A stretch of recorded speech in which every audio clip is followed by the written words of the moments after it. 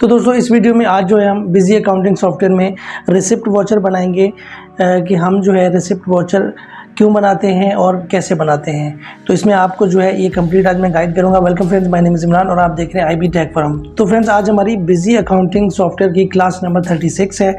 इससे पहले class number 35 में हमने पेमेंट वॉचर के बारे में बात की थी कि अगर हमने किसी को पैसा देना है, चाहे वो हमारा वेंडर हो या फिर हम कोई एक्सपेंस दे रहे हैं, कोई ऑफिस के एक्सपेंसेस दे रहे हैं, तो हम जो है उनका पेमेंट वॉचर किस तरह से बनाते हैं। तो हमने पिछली वीडियो में जो है पेमेंट की एंट्रीज की थी, लेकिन आज जो है हम रिसिप्ट की एंट्री करेंगे। तो फ्रेंड्स ये वीडियो जो है पिछली वीडियो के अपोजिट है। वहाँ पे हमारे सारे खर्चे जो है वो जितने भी एक्सपेंसेस होते हैं वो डेबिट होते हैं। तो रिसिप्ट वॉचर में अगर हम किसी क्लाइंट से कोई पेमेंट रिसीव कर रहे हैं तो वो क्लाइंट जो है वो हमारा क्रेडिट हो जाएगा और जो चीज़ यानी कैश हमारे पास आई है वो डेबिट हो जाएगी। तो इसी तरह से अगर वो बैंक से पेमेंट करता है तो बैंक जो है हमारे पास डेबिट हो जाएगी और जिस पार्टी ने हमें दिया है वो जो है वो पार्टी क्रेडिट हो जाएगी। तो इसी तरह से जो है हम रिसिप्ट वॉचर की एंट्रीज करेंगे। बाकी हम बिजी सॉफ्टवेयर में प्रैक्टिकल कर लेते हैं। ये सिर्फ और सिर्फ बेसिक है, एक दो एंट्रियों से ही हम जो है ना इस बेसिक को समझ लेते हैं, लेकिन एंट्रियाँ बहुत सारी होती हैं। बहुत सारे जो है ना डिफरेंसेस होते हैं एंट्रीज़ में कि एंट्री कौन कौन सी एंट्री जो है डेबिट होगी, कौन कौन सी क्रेडिट होगी। तो ये जो है ये मेन एंट्रीज़ हैं, इनका जो कॉन्सेप्ट है वो समझाना ज़रूरी था। बाकी हम जो एंट्रीज़ करेंगे उसमें हम कुछ ज़्यादा एंट्रीज़ करेंगे तो वो हम डायरेक्ट जनरल वॉचर में करेंगे। जनरल वॉचर एक इंपॉर्टेंट क्लास है, उसको आपने मिस नहीं करना। तो फ्रेंड्स वीडियो शुरू करने से पहले अगर आप लोगों ने अभी तक चैनल को सब्सक्राइब नहीं किया तो जल्दी से सब्सक्राइब कर लें ताकि आने वाली वीडियो की अपडेट मिल सके। तो चलिए हम अपनी वीडियो को स्टार्ट करते हैं।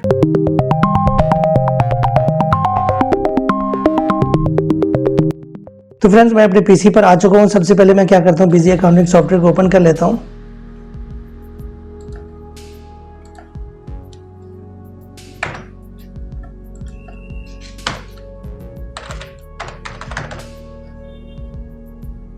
बिजी को ओपन करने के बाद हम सबसे पहले क्या करते हैं कि हम जो है एक परचेज करते हैं।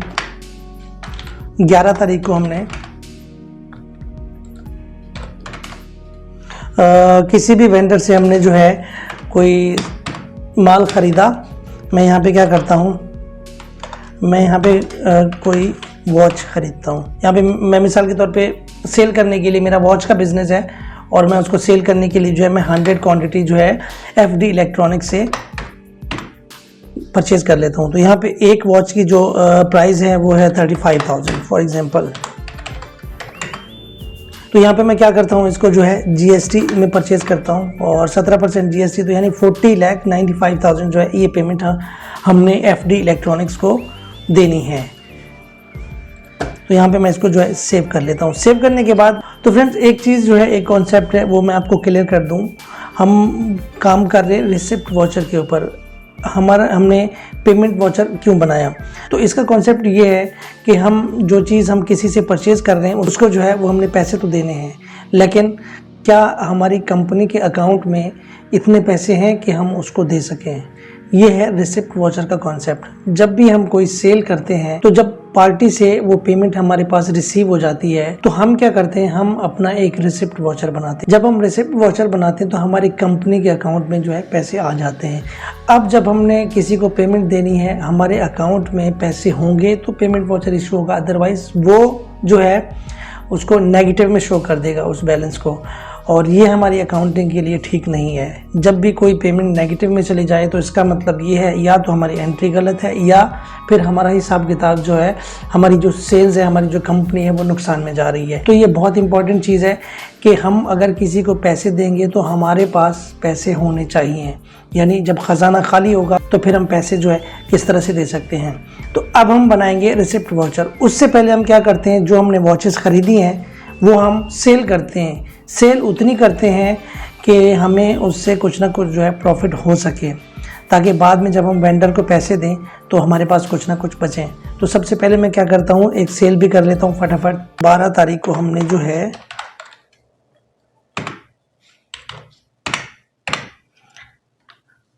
यहाँ पे मैं क्या करता हूँ, शाई इलेक्ट्रॉनिक्स जो है सेलेक्ट करता हूँ और अब मैं क्या करता हूँ, वॉच जो है ये मैं इसको सेल करता हूँ। हमारे पास हमने जो है इसको करना है 90 क्वांटिटी में जो है ना हमने इनको सेल करना है और 40,000 जो है एक वॉच की जो है वो यहाँ पे वैल्यू है। तो अब यहाँ पे मैं क्या करता हूँ, GST में इसको सेल करूँगा।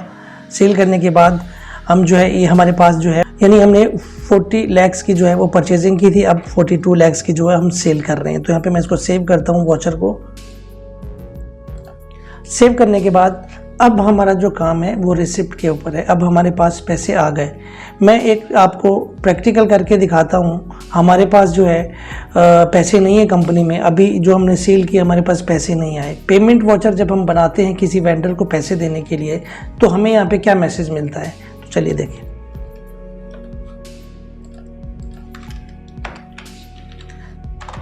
तेरह तारीख को हमारे पास जो है FD इलेक्ट्रॉनिक से, जहाँ से हमने घड़ियाँ खरीदी थी, वो बंदा आ गया हमारे पास। उसने बोला कि हमें पैसे दें 2 लाख रुपए मैक्सिमम।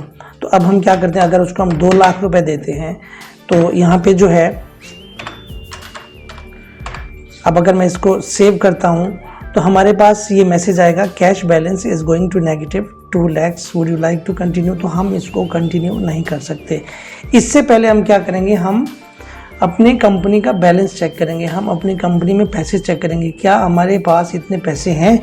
तो उससे पहले हम क्या करते हैं कि हम रिसिप्ट वाउचर बनाते हैं। सबसे पहले हम अपने क्लाइंट से जो है पैसे लेते हैं ताकि हमारे पास इतने पैसे आ जाएं कि हम उसको दे सकें। तो मैं यहाँ पे जो है 18 तारीख का एक वाउचर बनाता हूँ। हमारे पास जो है 5 लाख रुपए क्लाइंट से आ गए हुए शाह इलेक्ट्रॉनिक से, जिसको हमने वॉचेस सेल की थी। तो दोनों तरफ ये देखिए, यहाँ पे जो है पार्टी हमेशा दोनों तरफ ऊपर ही रहती है, लेकिन डेबिट क्रेडिट के रूल्स के मुताबिक नहीं, ये बिजी के रूल्स के मुताबिक उन्होंने ये एक अच्छा स्टेप उठाया है। जिसको हम पैसा दे रहे होते हैं वो भी ऊपर की तरफ शो करता है बिजी, और जिससे हम पैसा ले रहे होते हैं वो भी ऊपर की तरफ ही शो करता है। लेकिन यहाँ से पैसे जो है वो हमें दे रहा है, तो ऊपर जब हम एंट्री करेंगे तो वो क्रेडिट में ही जाएगा, डेबिट में नहीं जाएगा। तो ये बिजी वालों की तरफ से एक बेनिफिट है, ताकि देखिए उसको C कर दिया है, वहाँ पे उसको D कर दिया हुआ है। तो यहाँ पे मैं क्या करता हूँ, शाह इलेक्ट्रॉनिक ने हमें जो है पैसे दे दिए। देखिए उसने डायरेक्ट जंप जो है ना लिया है क्रेडिट की साइड पे, क्योंकि उससे पैसे जाने हैं तो वो क्रेडिट हो जाएगा। उसने अब हमने उनको कहा कि 5 लाख रुपए दे दें, हमें ज़रूरत है क्योंकि हमने वेंडर्स को पेमेंट करनी है। तो मैं क्या करता हूँ, यहाँ पे कैश अब रिसीव कर लेता हूँ। जो चीज़ हमारे पास आती है कैश आता है, या जो भी चीज़ हमारे पास आती है वो डेबिट होती है। तो 5 लाख रुपए हमारे पास आ गए। तो यहाँ पे मैं शॉर्ट नरेशन भी लिख सकता हूँ, अगेंस्ट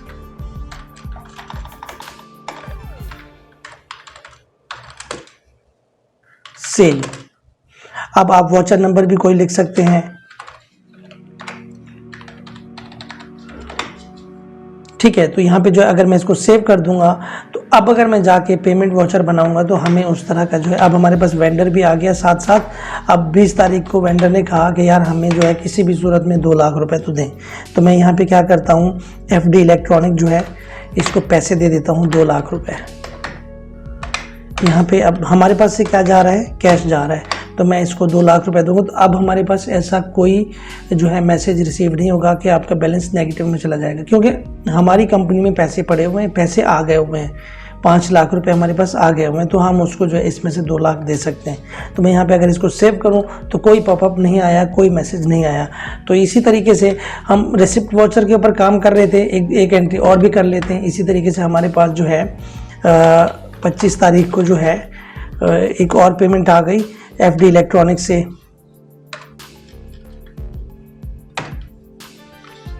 यहाँ पे मैं क्या करता हूँ, उसने जो है ना 3 लाख हमें दिए। अब उसने क्या किया, अब हमें जो है उसने चेक दिया है। तो हम क्या करेंगे, हमारे बैंक में पैसे जाएंगे। तो यहाँ पे मैं क्या करूँगा, बैंक जो है सेलेक्ट करूँगा। तो यहाँ पे मैं क्या करूँगा, अगेंस्ट सेल, और यहाँ पे मैं लिख दूंगा कि, और यहाँ पे मैं क्या करूँगा, चेक नंबर लिख दूंगा।